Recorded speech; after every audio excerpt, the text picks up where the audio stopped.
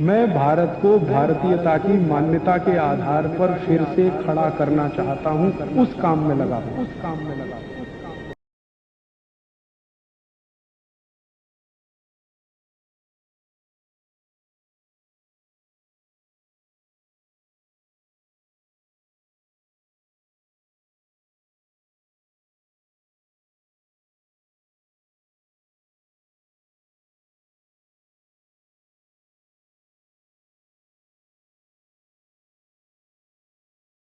आप में से जो कार्यकर्ता भाई ग्रामीण पृष्ठभूमि के हैं, जो गांव से आए हैं, उनको भी स्वदेशी आंदोलन चलाना है। उनको स्वदेशी आंदोलन क्या चलाना है?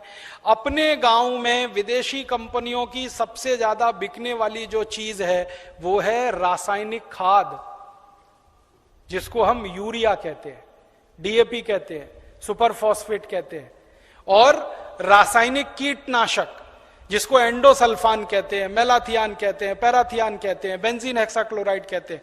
तो ये विदेशी कंपनियों के कीटनाशक और रासायनिक खाद ये किसानों के बीच में सबसे ज्यादा खरीदी जाती है। और एक साल में 4,80,000 करोड़ रुपए की खरीदी जाती है रासायनिक खाद और कीटनाशक। माने हमारे किसान हर साल रासायनिक खाद और कीटनाशक खरीदकर विदेशी कंपनियों को 4,80,000 करोड़ रुपए दे रहे हैं। ये भी हमको बचाना है। तो क्या करना है? किसानों को जब समझाना है जाकर गांव गांव में कि भैया ये रासायनिक खाद विदेशी है, ये मत डालो। तो किसान पूछेगा क्या डालें? तो उससे कहो गोबर की खाद डालो, ये रासायनिक खाद मत डालो। तो किसान पूछेगा जी गोबर की खाद में फायदा कम है, रासायनिक खाद में फायदा ज्यादा है। तो उसको बड़े प्रेम से समझाना है कि गोबर की खाद में ही फायदा ज्यादा है, रासायनिक खाद में फायदा तो बहुत कम है, क्योंकि रासायनिक खाद बहुत महंगी मिलती है। पहले एक कट्टा रासायनिक खाद मिलती थी 70 रुपए में, अब एक कट्टा रासायनिक खाद मिलती है 350 रुपए में, 300 रुपए में, 350 रुपए में, और कभी कभी ब्लैक हो जाए तो 500 रुपए में यूरिया। और हर साल कीमत बढ़ती जाती है। क्यों?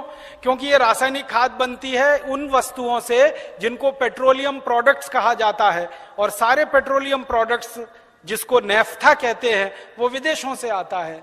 इसका पैसा पूरा विदेश में जाता है। किसानों को समझाइए ये कि बहुत महंगी पड़ती है। और इसकी महंगाई पता है दूसरी क्या है?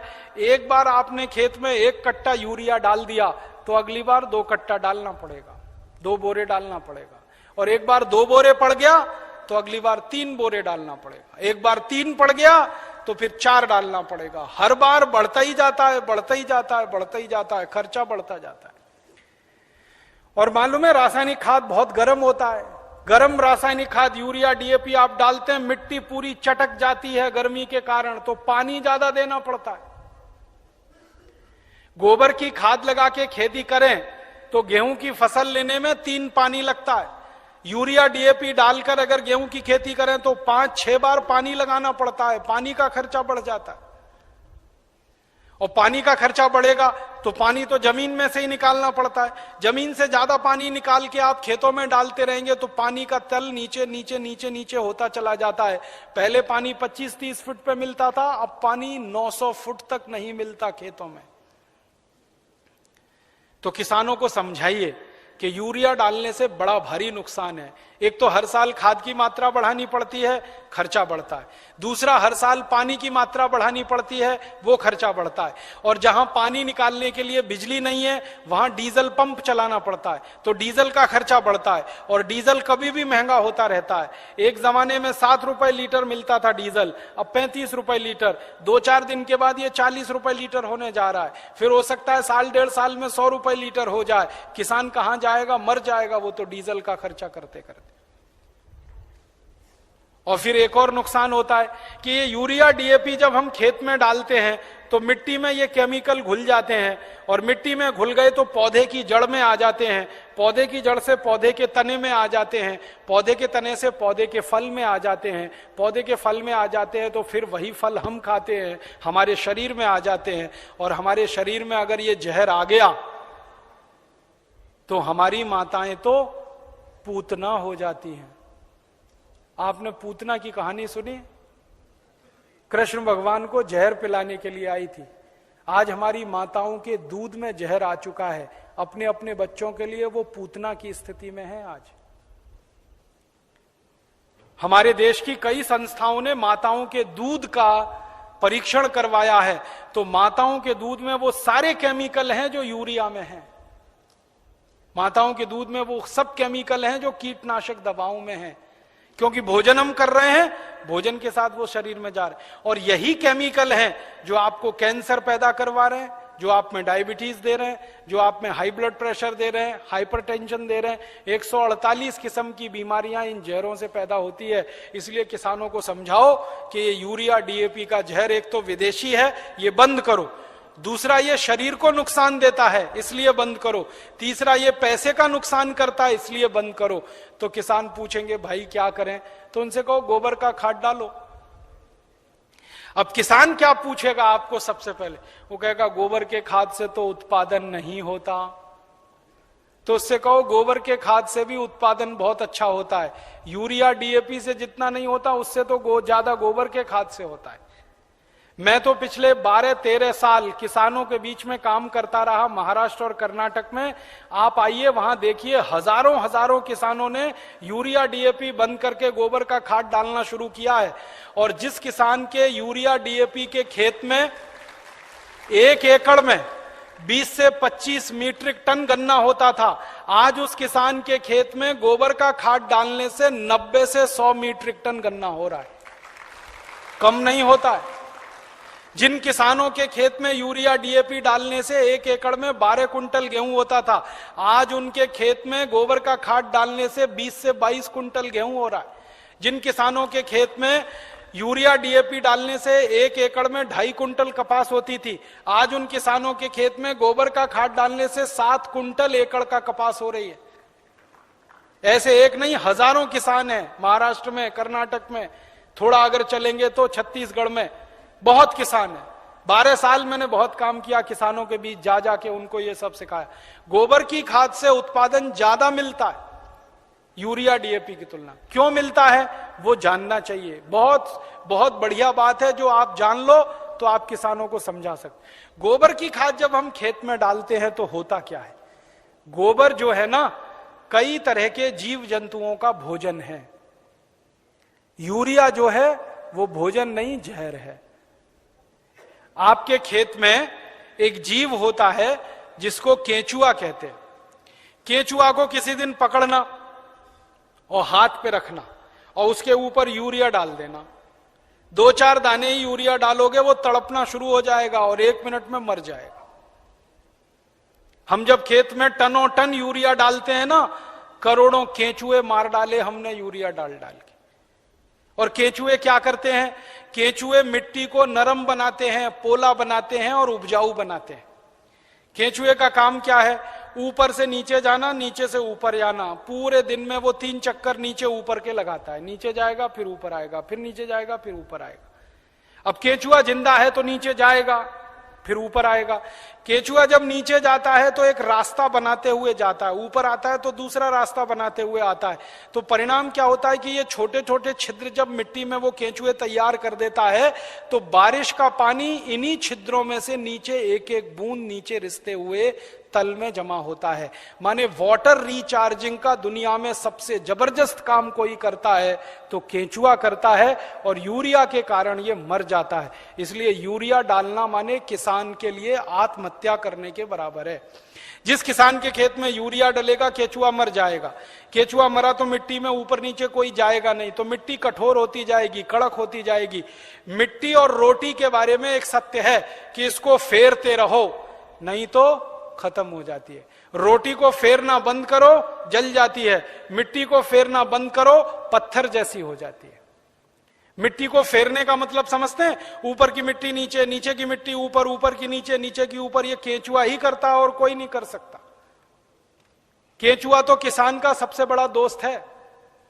मैंने इसका हिसाब निकाला था, एक केंचुआ साल भर अगर जिंदा रहे तो 36 मीट्रिक टन मिट्टी को उठक पटक कर देता है, ऊपर से नीचे, नीचे से ऊपर, एक केंचुआ साल भर में।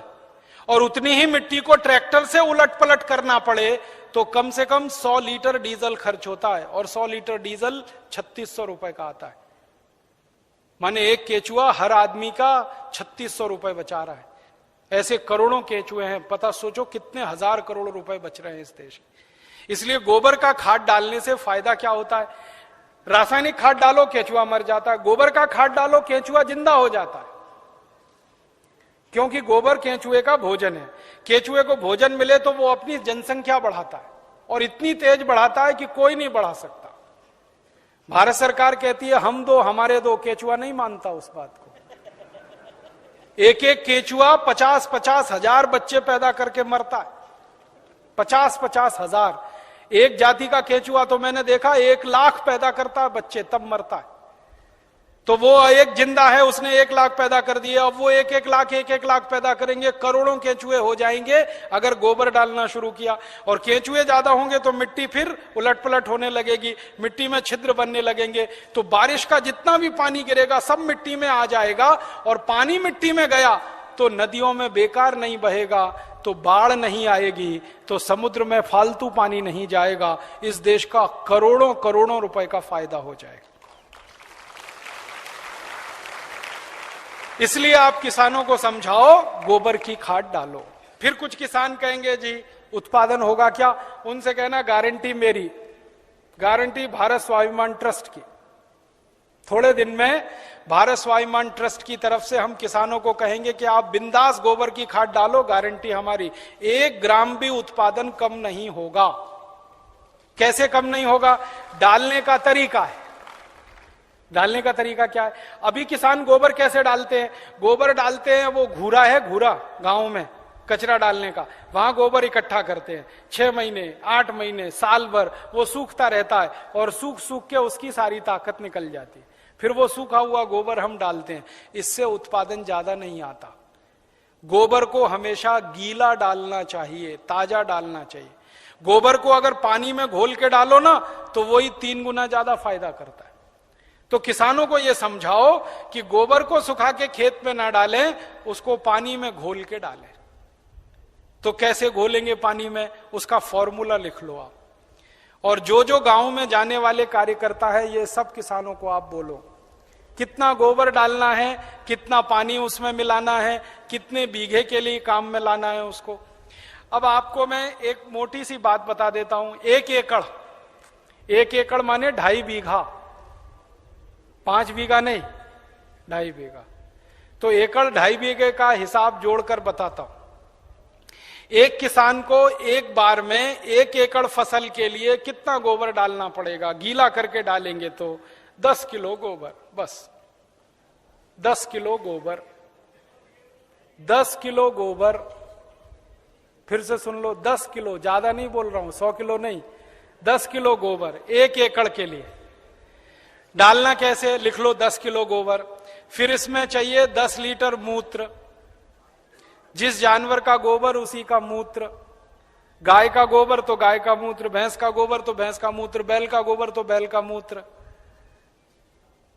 अब आप बोलोगे गोबर तो इकट्ठा कर लेंगे, मूत्र कैसे इकट्ठा करें? जानवर जो मूत्र देते हैं ना, जहां पे आप जानवरों को रखते हो वहां पे पत्थर वत्थर लगा के एक छोटी सी नाली बना लो और उसमें ढाल लगा दो। जितना भी वो पेशाब करेंगे वो नाली में आ जाएगा। नाली के आगे एक खड्डा खोद दो, वो सारा उसमें जमा हो जाएगा, फिर वो ले लो। और मैं आपको एक अच्छी बात बताता हूं, जानवरों के मूत्र की कोई एक्सपायरी डेट नहीं है। 1 साल, 2 साल, 3 साल, 5 साल, 10 साल, 20 साल, 50 साल खराब ही नहीं होता। तो चिंता करने की बात ही नहीं है। तो इकट्ठा होता रहेगा, खड्डे में डालते रहो। तो 10 किलो गोबर, 10 लीटर मूत्र, ठीक है। फिर इसमें मिलाना है लगभग 1 किलो गुड़, आधे से 1 किलो गुड़। गुड़ तो आप सब जानते हो। एक तो गुड़ होता है जिसको आप खा लेते हो, एक तो गुड़ ऐसा होता है जिसको जानवर खा लेते हैं, और एक गुड़ ऐसा होता है जिसको कोई नहीं खा सकता। गीला गीला, पुराना पुराना, काला काला, वो गुड़ खेत के बहुत काम का है। जो सबसे घटिया गुड़ है, जिसको ना जानवर खा सकते हैं ना आपका, वो खेत के लिए बहुत काम का है। तो वो गुड़ ले लो, आधे से 1 किलो। गोबर हो गया, मूत्र हो गया, गुड़ हो गया। अब इसमें लगभग 1 किलो डालना है दाल का आटा। दाल है ना, दाल, अरहर की दाल, मूंग की दाल, उड़द की दाल, चने की दाल, सोयाबीन की दाल, खेसारी की दाल, कोई भी दाल, 1 किलो उसका आटा।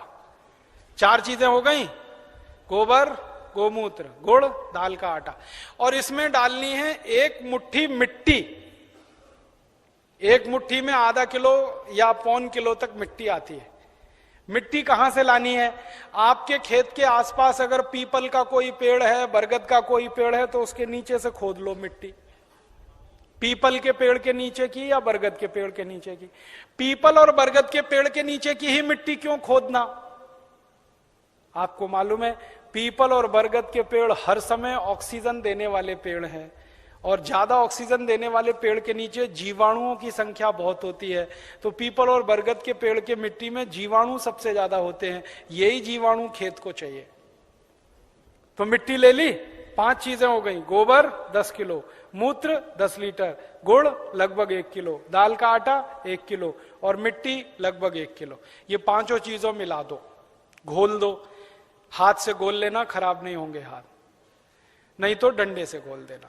एक ड्रम में घोल लेना, प्लास्टिक के ड्रम में घोल लेना, नहीं तो लोहे के ड्रम में घोल लेना। प्लास्टिक का होगा तो अच्छा, लोहे वाला क्षरण ज्यादा होता है। अब इसको घोल के 15 दिन रख देना, 15 दिन रख देना। घोलने में तकलीफ आए तो थोड़ा पानी मिला देना, ज्यादा मत मिलाना, थोड़ा ही मिलाना। घोल के 15 दिन रख देना। 15 दिन के बाद यह खाद तैयार हो जाएगा। इस खाद में क्या होगा? करोड़ों करोड़ों सूक्ष्म जीवाणु पैदा हो जाएंगे। वो जो मिट्टी डाली ना, मिट्टी के जीवाणु अगर 1 लाख हैं तो 15 दिन में वो 100 करोड़ से ज्यादा हो जाएंगे। ढक के रख लो तो अच्छा है। छांव में रखना सबसे अच्छा, धूप में बिल्कुल मत रखना। पेड़ के नीचे की छांव में रखना, नहीं तो कोई ऐसी जगह रखना जहां सूर्य का प्रकाश ना आता हो, और इस पे कपड़ा बांध दो, ढक्कन लगा दो, जैसे है ढक लो। अब ये 15 दिन में तैयार हो गया, इसमें करोड़ों जीवाणु तैयार हो गए। अब ये जीवाणु घोल, इसको जीवाणु घोल कहते हैं, इसको खेत में डालना है। डालने से पहले इसमें पानी मिलाना है। और पानी कितना मिलाना है? जितना गोबर था उसका 10 गुना पानी, 10 गुना कम से कम। 100 लीटर पानी, 10 किलो गोबर तो 100 लीटर पानी, और ज्यादा से ज्यादा पानी मिला सकते हैं तो 200 लीटर। तो 100 से 200 लीटर पानी मिला लिया। अब ये पूरा परफेक्ट घोल हो गया। इसको 1 एकड़ के खेत में छिड़कना है। जैसे पानी छिड़कते हैं ना मिट्टी दबाने के लिए, ऐसे ही छिड़कना है बस। आप इसको छिड़क देंगे तो ये करोड़ों जीवाणु मिट्टी में पहुंच जाएंगे। तो मिट्टी में जीवाणुओं की संख्या बढ़ती जाएगी, और मिट्टी में सारा खेल खेलने का काम जीवाणु करते हैं। आपको मालूम है जीवाणु क्या करते हैं? जीवाणु सारा काम करते हैं। पौधे की जड़ को नाइट्रोजन की जरूरत है तो ये जीवाणु उपलब्ध कराते हैं। पौधे की जड़ को कैल्शियम चाहिए तो ये जीवाणु उपलब्ध कराते हैं। पौधे की जड़ को आयरन चाहिए तो ये जीवाणु, माने पौधे को बड़ा होने के लिए जितने भी सूक्ष्म पोषक तत्व चाहिए और फिर वो हमारे शरीर में वास्तव में चाहिए, वो सब इन जीवाणुओं की करामात से ही मिलता है। तो पौधे की जड़ को भरपूर सूक्ष्म पोषक तत्व मिलने लगेंगे, पौधे की बढ़त बहुत तेज होगी, और जिस पौधे की बढ़त अच्छी होगी उसका फल अच्छा होगा, जिसका फल अच्छा होगा उसका उत्पादन अच्छा होगा। अब इसमें समय लिख लो, कितनी बार डालना, कब डालना। सबसे अच्छा तरीका यह होता है कि खेत को जब जोतने की तैयारी करें ना, जोतें, बीज डालने से पहले खेत जुताई होती है ना, खेत जुताई करते ही 1 दिन डाल दो। आज जुताई किया, कल डाल दो, जुताई करके डाल दो। ये पहली बार, ठीक है। फिर इसके डालने के 2-3 दिन बाद या 4 दिन बाद या 5 दिन बाद बुआई कर दो। है कितना डाल सकते हैं बताए ना? 1 एकड़ में जितना तैयार हुआ 200 लीटर वो। तो आपने इसको जोत के 1-2 दिन में डाल दिया, फिर बीज बो दो। बीज बोने के 21वें दिन में फिर डाल देना। आज बीज बोया तो ठीक 21 दिन बाद एक बार फिर डाल देना। क्या होता है ना, बीज में से अंकुरण होता है, और अंकुरण होने के 21वें दिन तक वो मिट्टी की ताकत से बढ़ता है। फिर 21 दिन के बाद वो सूर्य की ताकत से बढ़ना शुरू हो जाता है, फोटोसिंथेसिस जिसको कहते हैं, प्रकाश संश्लेषण की क्रिया। सूर्य ताप से खाना बनाना शुरू कर देता तो बढ़त तेज हो जाती। तो और आप मोटी सी एक बात याद रखो कि हर 21वें दिन पे डाल देना। आज डाला, 21 दिन बाद डाला, फिर 21 दिन बाद डाला, फिर 21 दिन बाद डाला, तो एक फसल अगर आप समझ लो 4 महीने की है तो लगभग 5 बार डालना पड़ेगा। कोई फसल 6 महीने की है तो 7-8 बार डालना पड़ेगा। 8 महीने की है तो 10-1 बार डालना पड़ेगा। अब इसमें खर्चा क्या है? जानवर अगर घर के हैं तो गोबर फोकट का, मूत्र फोकट का, गुड़ मैं कह रहा हूं सबसे सड़ा हुआ जिसको फेंक देते हैं वो भी फोकट में मिल जाएगा। पानी तो फोकट का है ही, थोड़ा दाल वाल लेना पड़ेगा तो उसका खर्चा आएगा, लेकिन किसान अगर दाल पैदा करता है तो वो भी घर की हो जाएगी। माने खाद बनाने का खर्चा लगभग 0 आएगा। मेहनत लगेगी, पूंजी में पैसा कम से कम खर्च होगा। और ये खाद जो तैयार होगी इसमें जबरदस्त क्वालिटी है, क्योंकि इसमें कैल्शियम भरपूर, आयरन भरपूर, फास्फोरस भरपूर। क्या क्या इसमें है? गोबर है, गोबर में कैल्शियम है, आयरन है, सल्फर है, सिलिकॉन है, कोबाल्ट है, मैग्नीशियम है, मैग्नीज है, 18 सूक्ष्म पोषक तत्व हैं जो चाहिए मिट्टी को। फिर गुड़ है, गुड़ में जबरदस्त फास्फोरस है, गुड़ में जबरदस्त कैल्शियम है, फिर मूत्र में ये सब है। तो जो सूक्ष्म पोषक तत्व हमें चाहिए वही मिट्टी को चाहिए, वो सब इस खाद में भरपूर हैं। यूरिया में नहीं है, डीएपी में नहीं है, यूरिया में कैल्शियम नहीं है, डीएपी में कैल्शियम नहीं है। और कैल्शियम सबसे प्रमुख आधार है मिट्टी के लिए, क्योंकि खेत में कैल्शियम होगा तो पौधे में होगा, पौधे में होगा तो फल में होगा, फल में होगा तो भोजन में होगा, भोजन में होगा तो शरीर में होगा, शरीर में होगा तो हड्डियां मजबूत, हड्डियां मजबूत तो शरीर मजबूत। ये सारा साइकिल इसी कैल्शियम के उस पे है। तो ये तो गोबर की खाद से ही मिलेगा, यूरिया डीएपी से मिलने ही वाला नहीं है। तो किसान को ये समझाइए आप। अब आपको समझ में आ गया, हर 21 दिन में डालना है, जबरदस्त फसल आएगी। पहली बार जब आप डालोगे ना तो किसान थोड़ा झिझक करेगा, उसको भरोसा नहीं है, विश्वास नहीं है, तो उसको कहना कि भाई तुम डालो, नुकसान तुम्हारा नहीं होगा। मैंने बहुत किसानों का हिसाब निकाला है, खराब से खराब खेत में जब गोबर का खाद डालते हैं ना तो गेहूं का उत्पादन पहले साल की तुलना में थोड़ा ही कम आता है, लेकिन उत्पादन जितना कम आता है उससे ज्यादा खर्चा बच जाता है, तो वो बराबर मामला बैठता है।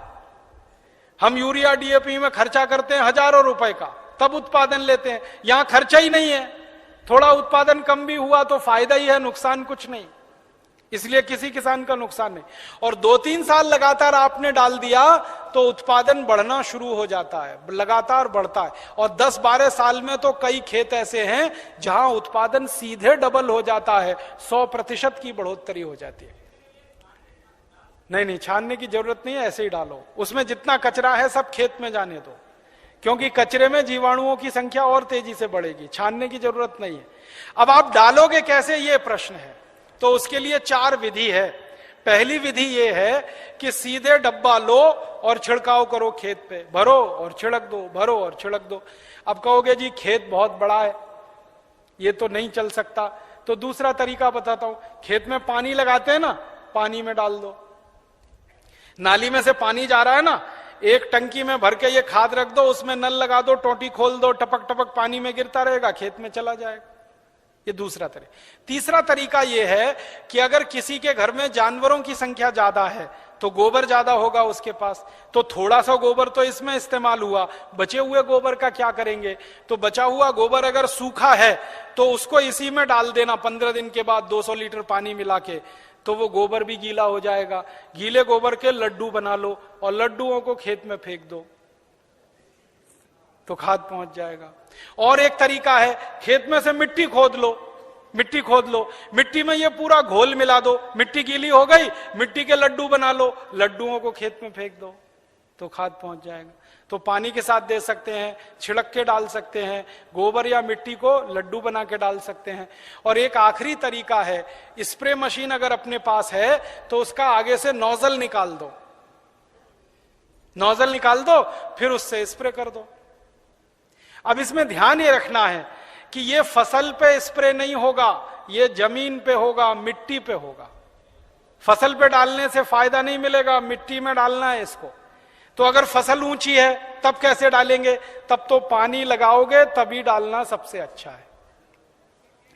इसमें एक तरीका यह है कि खेत का मुहाना होता है ना, जहां से पानी घुसता है, वहां एक आदमी को बिठा दो, डब्बा लेके पटकता रहेगा, उसमें पानी के साथ जाता रहेगा, और पानी के साथ पूरे खेत में बराबर मात्रा में जाता है और रिजल्ट उसका सबसे अच्छा आता है।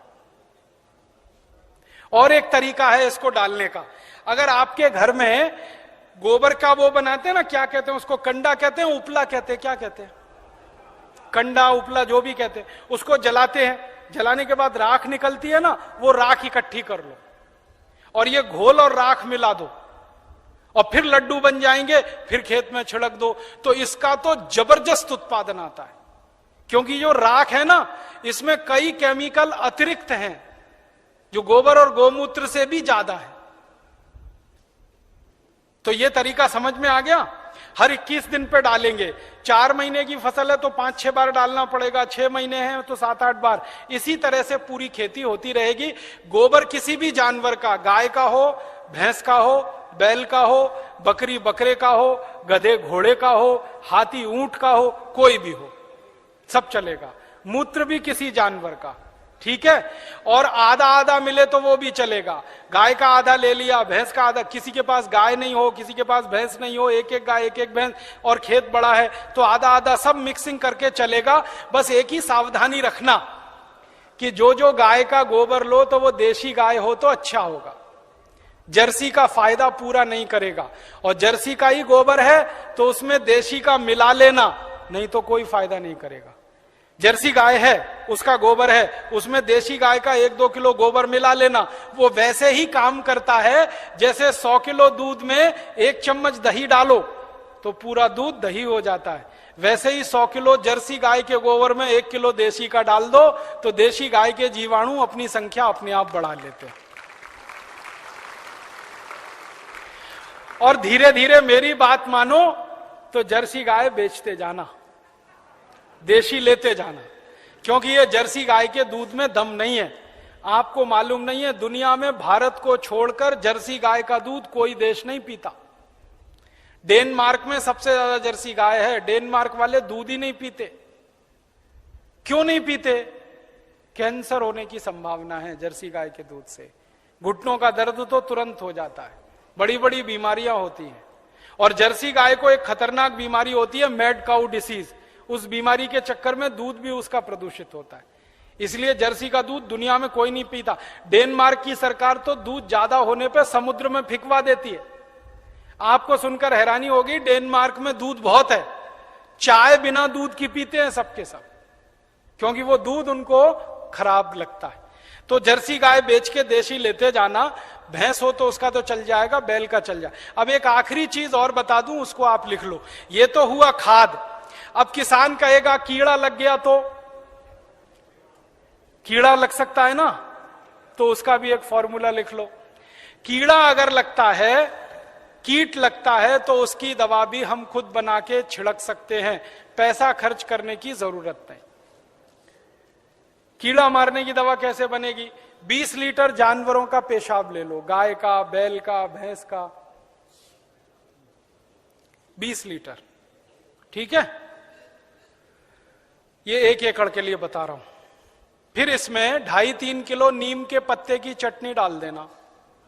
नीम के पत्ते की चटनी, नीम का पत्ता है, पीस के चटनी बना के डाल देना, 2.5-3 किलो। और आकड़ा देखा है? आकड़ा के पेड़ के पत्ते की भी चटनी डाल देना, 2.5-3 किलो। आकड़ा, आक कहते हैं, आक, कुछ लोग अकौआ कहते हैं उसको। आक, आकड़ा, अकौआ, हाँ वही जो हनुमान जी पे चढ़ाते हैं, जिसमें सफेद सफेद दूध निकलता है। और एक तीसरा पत्ता है, सुनो सुनो भाई, एक तीसरा पत्ता है बेशरम।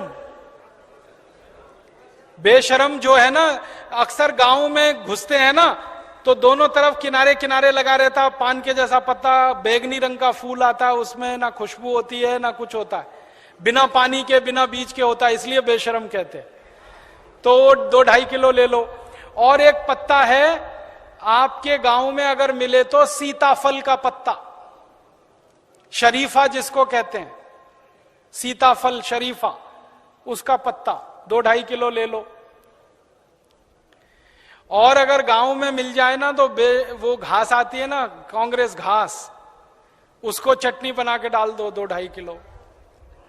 और इसमें थोड़ा सा खूब तीखी लाल मिर्च हो, हरी मिर्च हो तो वो पीस के डाल दो 250-300 ग्राम।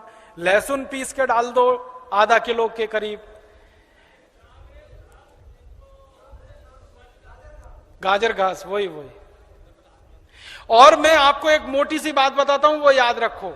जिन जिन पत्तों को गाय नहीं खाती, फिर से सुनो, जिन जिन पत्तों को गाय नहीं खाती और आपके गांव में उपलब्ध है, वो सब पत्ते पीस के डाल दो इसमें। गाय को खिला के देख लो, खा रही है तो नहीं डालना, नहीं खा रही है तो पीस के डाल देना है। मोटी बात याद रखो। तो 3-4 तरह के पत्ते डाल दिए, थोड़ा लहसुन डाल दिया, थोड़ा मिर्ची डाल दी, 20 लीटर मूत्र में डाल के इसको उबालना है, गर्म करना। उबाल के ठंडा कर लो, ठंडा करके 200 लीटर पानी मिला दो। अब ये दवा तैयार हो गई, कीटनाशक। इसको स्प्रे कर दो किसी भी फसल पे, तो 48 घंटे माने 2 से 3 दिन में सारे कीट खत्म कर देता है। 1 पैसे का खर्चा नहीं होता, बाजार से कुछ नहीं लाना पड़ता। ये हर फसल में काम आता है, गेहूं में, चावल में, चने में, दाल में, मटर में, गन्ने में, हर तरह की फसल में ये उपयोग हो सकता है। तो कीटनाशक दवा बनाने का आपको मालूम, खाद बनाने का आपको मालूम। अब यूरिया, डीएपी और एंडोसल्फान गांव गांव से हमें बंद कराना है। 4,80,000 करोड़ रुपए किसानों का बचाना है, 2,32,000 करोड़ रुपए शहर वालों का बचाना है। ये दोनों मिला दें तो करीब 7-8 लाख करोड़ रुपए देश का हम बचा सकते हैं स्वदेशी आंदोलन की ताकत से। और बाहर से जो इंपोर्ट हो रहा है करीब 7 लाख करोड़ का, अगर पक्के स्वदेशी वाले लोग हो जाएं तो इंपोर्टेड चीजें भी बंद हो सकती हैं। 14 लाख करोड़ का फायदा, माने इतना बड़ा फायदा हम पूरे देश को दे सकते हैं अपने स्वदेशी आंदोलन और अभियान से। इसलिए स्वदेशी आंदोलन और अभियान को गांव गांव जाके चलाना है। और आपको इसके लिए उस जमाने में लोकमान्य तिलक ने जैसा परिश्रम किया, महात्मा गांधी ने जैसा परिश्रम किया, विपिन चंद्र पाल ने जैसा परिश्रम किया और क्रांतिवीरों ने जैसे परिश्रम किया, वैसा ही परिश्रम आपको करना है। ताकि क्या होगा, जैसे आज हम लोकमान्य तिलक का नाम याद रखते हैं अपने देश के लिए, अपनी सभ्यता के लिए, अपनी आजादी के लिए, वैसे ही आपका नाम आने वाली पीढ़ियां याद रखेंगी इस देश के दूसरे स्वदेशी आंदोलन के लिए। ऐसा कहकर मैं आपका आभार व्यक्त करता हूं, बहुत बहुत आपको धन्यवाद देता हूं।